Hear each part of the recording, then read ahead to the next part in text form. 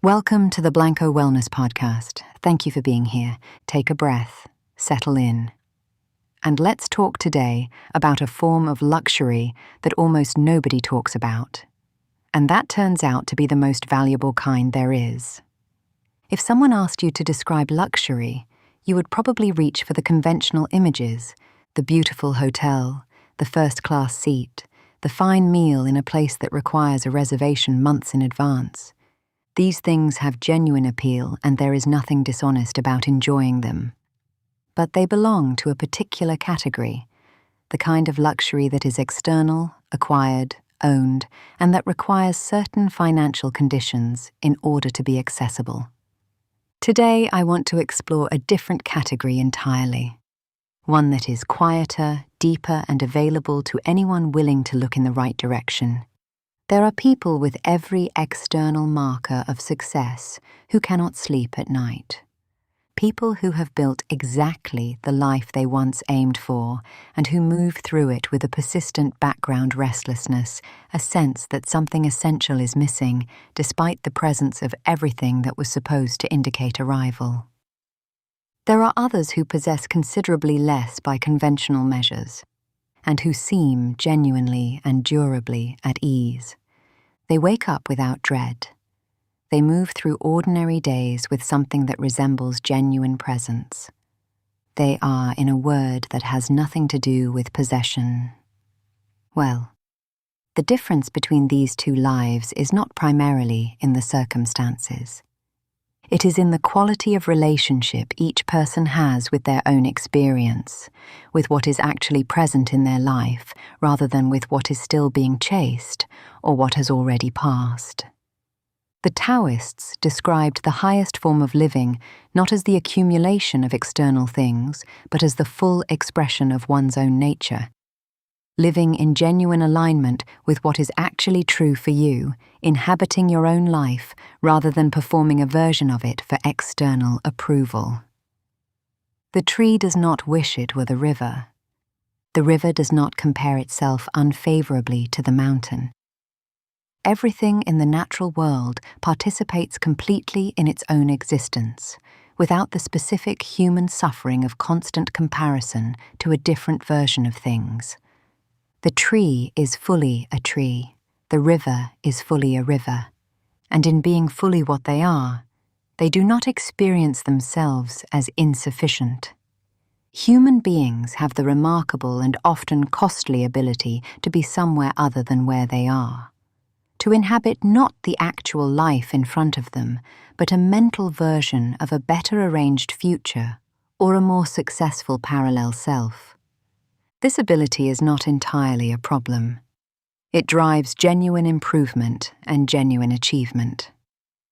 The difficulty arises when it becomes the only mode of engagement, when the present life is never quite inhabited because the improved future version is always more real to the mind than the actual current one. A life spent in this permanent forward lean is a life in which most of the actual living goes unnoticed, because the attention is always pointed just ahead of where the living is occurring. Think about the moments when you have felt genuinely well, not excited or entertained or distracted. Those are different. Those come from external stimulation.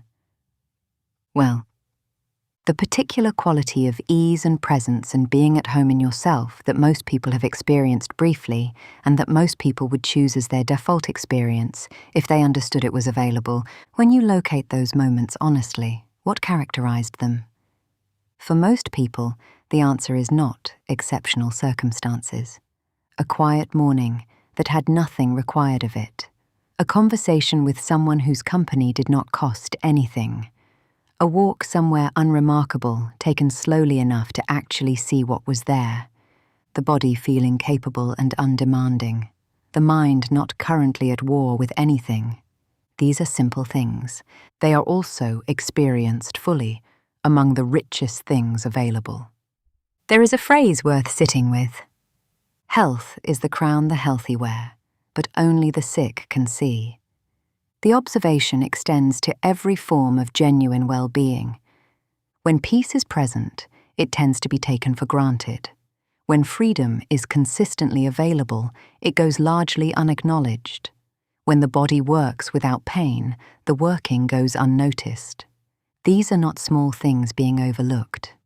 They are the primary conditions that make everything else possible, the ground on which all other experience rests, and they become visible as what they actually are, as the extraordinary gifts they genuinely are, primarily through their absence. The wisdom is in learning to see them while they are still present. The Buddhist tradition teaches this through the practice of genuine gratitude, not the performance of thankfulness for social purposes, but the honest redirecting of attention toward what is already present and already valuable.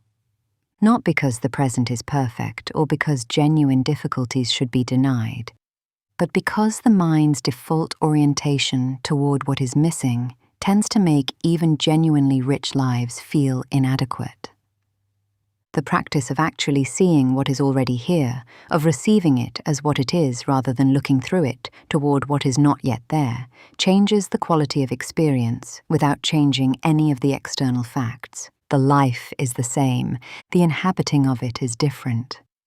What does being well mean in the fullest sense? Not the absence of all difficulty. No honest account of well-being includes that. Not the achievement of some optimal external state. Something more specific and more personal. The capacity to enjoy your own life, to be genuinely present for what it contains, to move through ordinary days with something like ease rather than with the sustained bracing of a person perpetually waiting for the next difficulty. To sleep without the mind running its midnight inventory. To wake up with something available rather than already depleted. To be at home in your own experience rather than perpetually elsewhere in your head while life continues in the background. This is the luxury worth pursuing. Not instead of the other kinds. There is nothing wrong with the beautiful hotel or the fine meal, enjoyed honestly for what they are, but as the foundation beneath everything else, because without it, all the other luxuries tend to arrive as pleasant but insufficient. Nice enough for the duration, but unable to address whatever is actually missing. And with it, the most ordinary life tends to reveal itself as containing more than enough. As we close today, I want to leave you with a question worth returning to regularly. Not once and filing away, but genuinely, over time. What does being well actually mean to you? Not the inherited definition, not the social media version, not the standard that arrived before you were old enough to choose it. The honest, personal, specific answer. What would it feel like on an ordinary Tuesday to be genuinely well? Because that answer is the most useful compass available. It points toward what is actually worth organizing a life around. And what it points toward, in most people's honest experience, tends to be considerably more available and considerably more present than the things that have been receiving most of the attention. True luxury is not what you own. True luxury is being well, and it is, in some essential form, available right now. Thank you for being here with me today. Until next time, be well.